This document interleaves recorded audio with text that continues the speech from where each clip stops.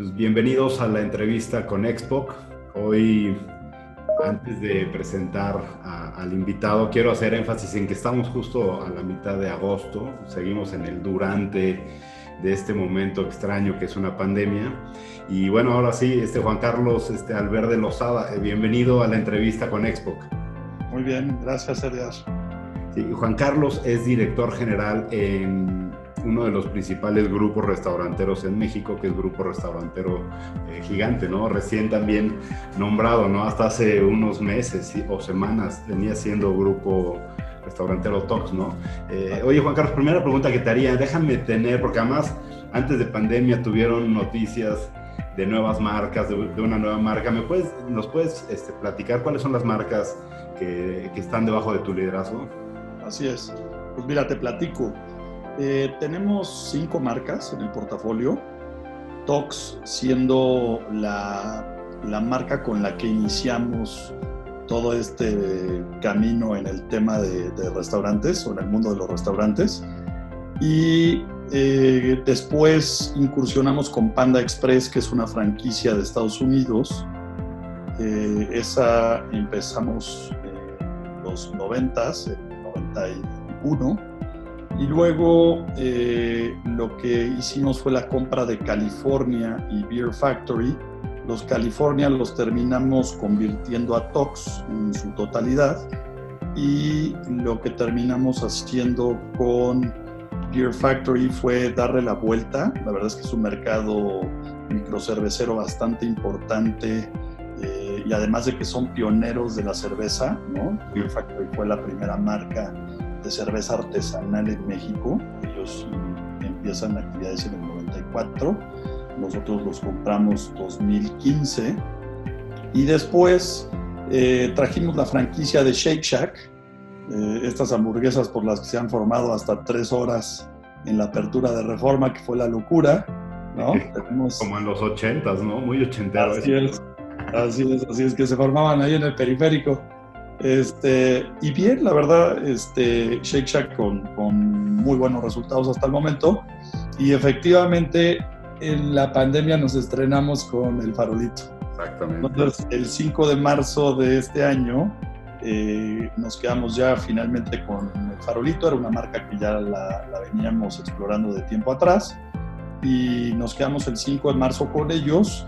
Y bueno, pues a mediados de marzo empezamos con la pandemia, así es que bueno, pues ha sido interesante el tema de tener una marca nueva en el portafolio.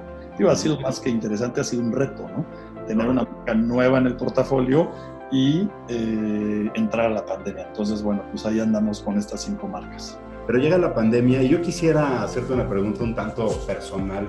¿Cómo recibes tú, Juan Carlos, este shock, ¿no? De un aspecto que vino desde Asia, Europa, que se venía aproximando y al final de cuentas a nuestro país, a nuestro continente, y realmente desestabiliza cualquier empresa, y sobre todo una empresa como, bueno, las marcas de restaurantes, en donde simplemente se deja de operar?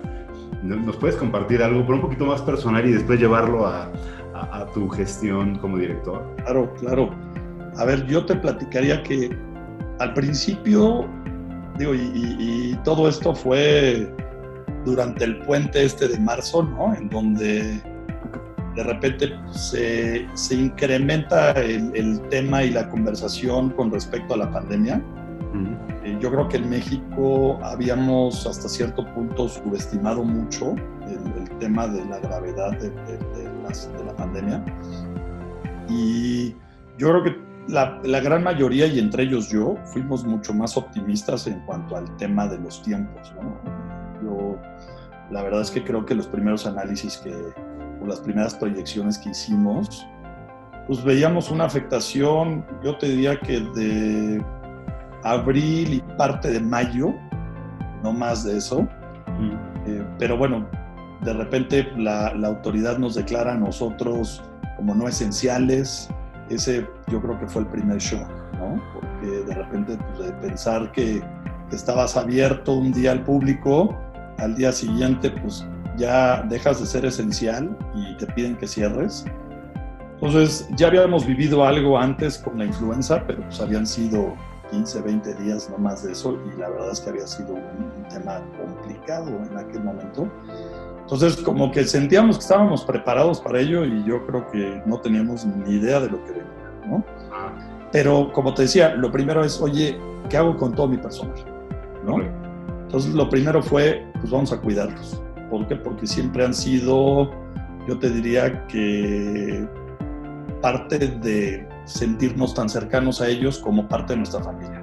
Lo hicimos tanto en el centro de apoyo como en las unidades, ¿no? Entonces, cuando inició todo este proceso, lo primero que optamos fue, oye, toda la gente que esté en el centro de apoyo, lo primero es home office. Entonces, todos que se vayan a trabajar desde sus casas. Entonces, empezamos como que a darles las herramientas que iban a necesitar para poder trabajar desde casa. Y después empezamos a entender o a tratar de entender qué podíamos hacer también en las unidades, en dos sentidos. Uno, tener menos gente en la calle, que era nuestra prioridad, ¿no? Entonces dijimos, oye, si vamos a mantenernos por delivery, ¿qué unidades debiésemos de tener abiertas? Y no abramos todas solo por abrirlas, sino tratemos de ampliar radios de cobertura en cuanto a las entregas de domicilio y tratemos de escoger unidades estratégicas para esto y que además sea el número o podamos tener el menor número de colaboradores en la calle. Incorporamos otras compañías de entrega a domicilio, ampliamos radios, ampliamos nuestra oferta de productos. Entonces hicimos varias cosas para poder estar con más productos o ocasiones de consumo con nuestros clientes. ¿Cómo enfrentaron el tema con sus proveedores? Que seguramente tendrán buena relación con ellos, ¿no? En general. Sí, sin duda. A ver, yo te diría que el año que entra Tox, que te decía que es la primera marca que tuvimos en el portafolio, cumple 50 años de estar en el mercado. Entonces, a lo largo de todos estos años hemos establecido muy buenas relaciones comerciales, yo diría que muy, muy sólidas. Entonces, la verdad es que cuando el proveedor entiende la gravedad del asunto, se vuelve muy solidario hacia ti también. Entonces, obviamente, pues, ¿qué pasa? Que de venir vendiendo el 100%, ¿no? De repente te vas a vender el 10%.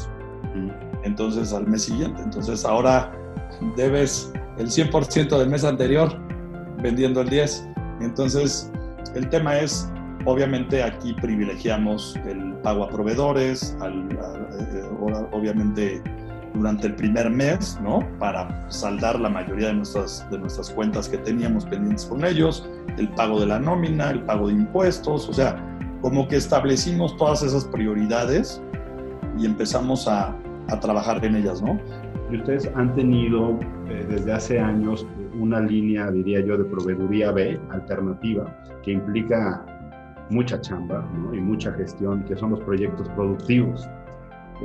¿Qué hay de eso, no? Porque también la emergencia, así como a los proveedores de largo plazo que han tenido, también le pega a ellos, ¿no? ¿Nos puedes dar algún comentario de este otro atributo que ustedes tienen y que han construido junto con estas comunidades y organizaciones? Sí, sin duda, digo, la verdad es que las comunidades y todos nuestros proveedores de proyectos productivos para nosotros son sumamente importantes, ¿no?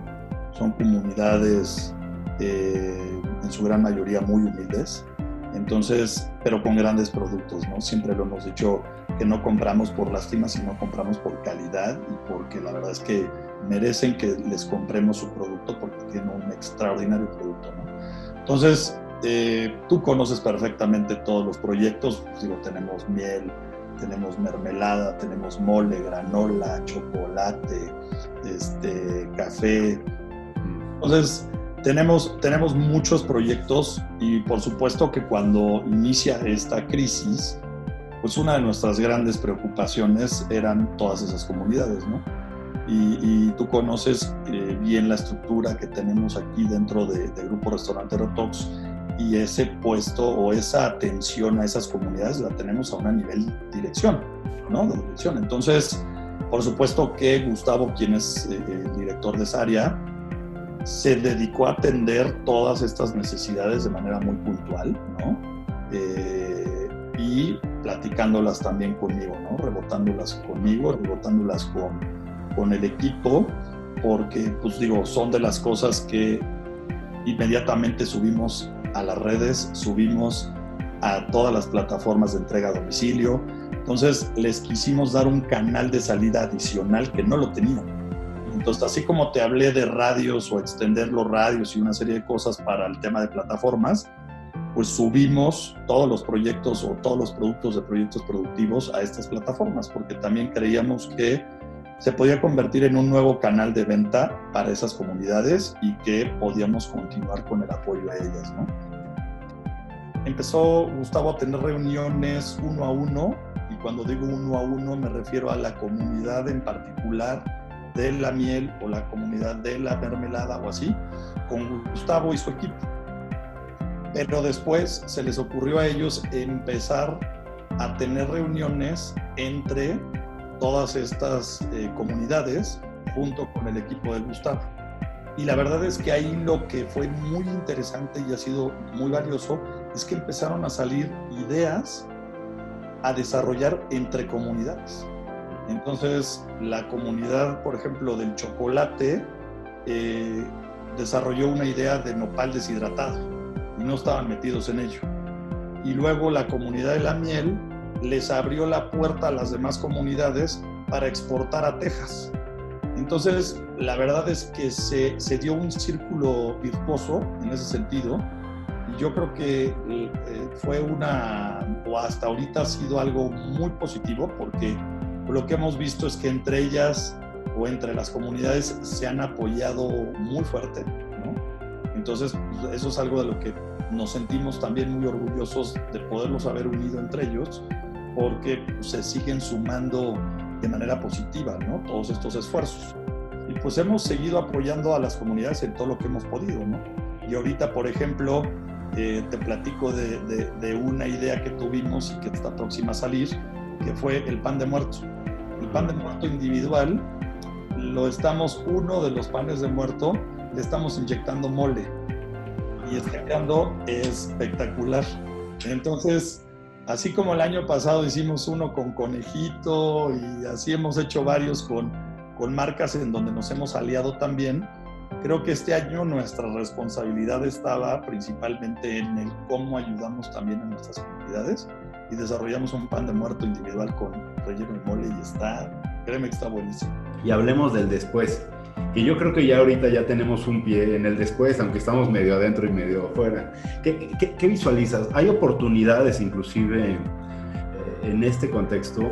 Juan Carlos, ¿tú cómo lo visualizas? ¿Sigues ocupado como líder en la crisis o realmente, o mitad y mitad? ¿Cómo lo estás enfrentando? Yo te diría que, a ver, efectivamente tenemos un pie todavía dentro de la crisis, porque nuevamente el optimismo y de toda la industria fue que una vez que abriéramos de vuelta a público, pues íbamos a tener los restaurantes llenos, que la gente iba a salir a la calle, que ya estaban un poco cansados de estar en sus casas. Y yo te diría que hoy le podría atribuir eso o el que hayamos empezado mucho más lento de lo que pensábamos nosotros, yo se lo atribuiría a dos factores. El primero, yo diría que es un factor hasta cierto punto de miedo al contagio, miedo a enfermarme y que me enferme gravemente. Entonces, creo que por ahí existe ese temor. Por otro lado está el tema y el factor económico. Claro. Porque no nos podemos apartar de que esta crisis, esta pandemia, ha metido a muchas empresas en una crisis muy profunda, y creo que muchos han optado por dar de baja a números muy robustos de empleados, ¿no? Entonces, por supuesto que dentro de nuestra organización tenemos al familiar que perdió la chamba, al primo que perdió la chamba, Y así, y muchas de las personas que trabajan todavía con nosotros son quienes se vuelven el sustento económico de ese hogar. Entonces, yo te diría que hoy existen esos dos temores, el económico y el de salud. Entonces, vemos que la gente está siendo más cautelosa. Pero también, por otro lado, yo creo que hoy todo lo que hemos implementado nosotros dentro de nuestros restaurantes han empezado a permear en el tema de la confianza, porque pues somos muy disciplinados y hemos sido muy disciplinados en el tema de hacerles las pruebas PCR a todos nuestros colaboradores conforme lo indica la ley. De hecho, ya lo retiraron, lo pidieron ahora nada más a empresas con 100 o más colaboradores en un solo centro de trabajo, y la verdad es que nosotros quisimos continuar con ello, porque creemos que es bien importante detectar el tema de quién está o no enfermo con COVID, ¿no? Entonces, creo que ha sido ya más bien un tema de responsabilidad nuestra, y eso ha sido visto de manera muy positiva por todos nuestros equipos de trabajo, y obviamente les hacemos su cuestionario, la toma de temperatura, tenemos todas las cuestiones sanitarias en el tema de cocina. Siempre hemos trabajado bajo el tema del distintivo H.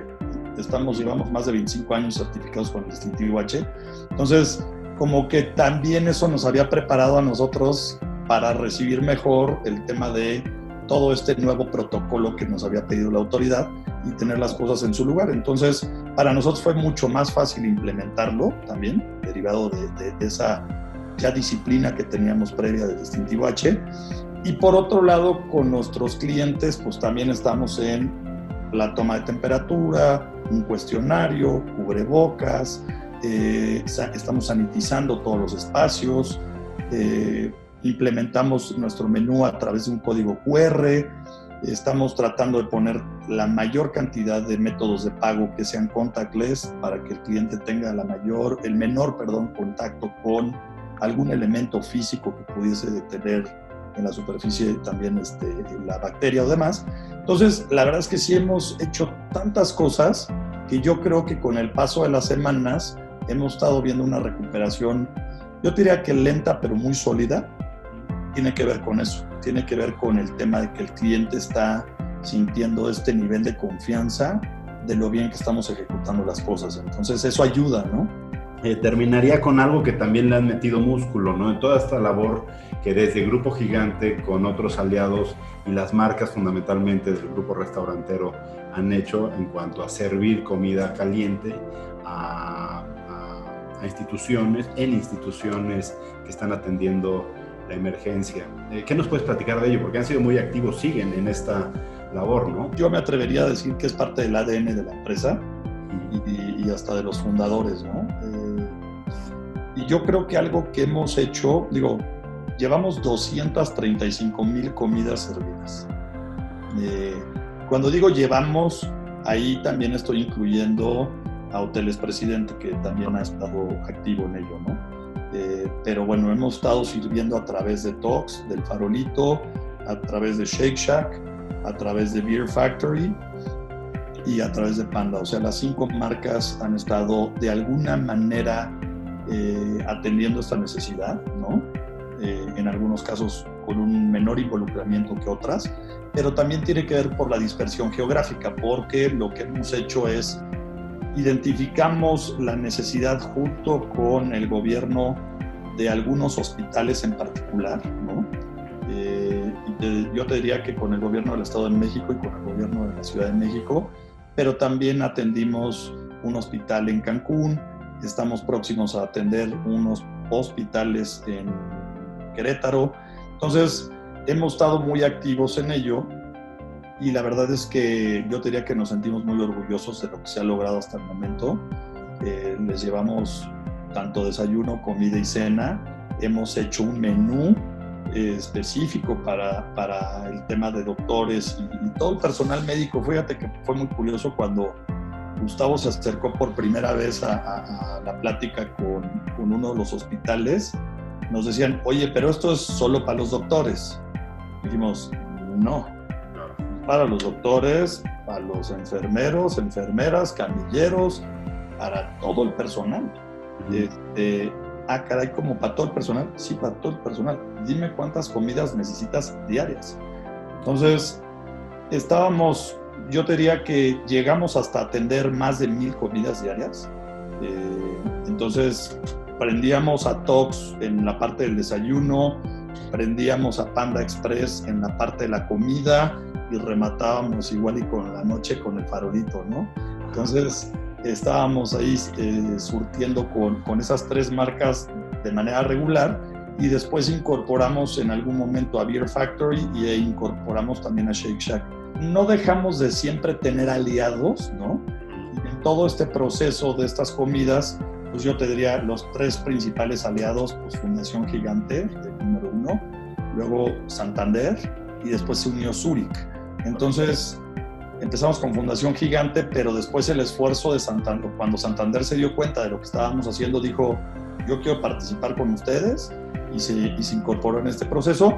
Y después Zurich dijo, oye, yo quiero participar con ustedes y se incorporó en el esfuerzo. Entonces, y ya ahora el tema de Querétaro viene nuevamente con Santander y con Zurich para atender esta necesidad, ¿no? Juan Carlos, en realidad, pues qué gozada que nos platiques todo esto. La realidad es que me parece, y déjame decirlo de esta manera, que al final de cuentas también, si bien tienes un equipo excepcional, ¿no?, de operación en todos sus ámbitos para que funcione este gran negocio que tienen, pero quisiera yo cerrar esta conversación pues, con total confianza, decirte que pues es que decisiones humanas se toman cuando hay un liderazgo que creo que trasciende esos indicadores de corto plazo y más bien ve hacia largo plazo, ¿no? E incluso en situaciones tan adversas y tan complejas para una industria como la de ustedes, yo creo que se necesita perspectiva, ¿no? De manera que es un gusto poder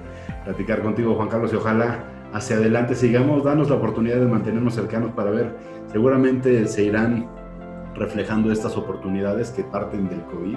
Me parece que hay que tener, si así me lo permites, la capacidad de compartirlas, ¿no? Y saber cómo no todo es crisis, no todo es negativo, no todo es oscuro, sino todo, creo que al final de cuentas sigue teniendo la posibilidad de generar valor. Por mi parte, agradecerte esta apertura, Juan Carlos, y darte de nueva cuenta la bienvenida a Expo. No, hombre, al contrario, Edgar. La verdad es que para mí es un gusto platicar con ustedes y compartir con tu auditorio, ¿no?, todo lo que hacemos.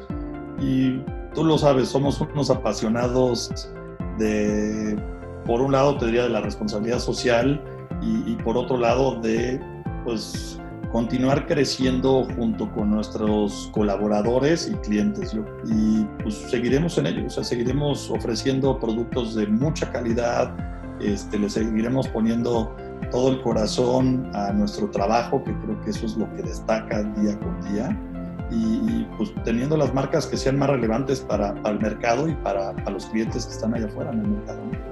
El mercado ya cambió, creo que están en sintonía y sin duda esto, pasando de este bache, seguirán con el impulso de crecimiento.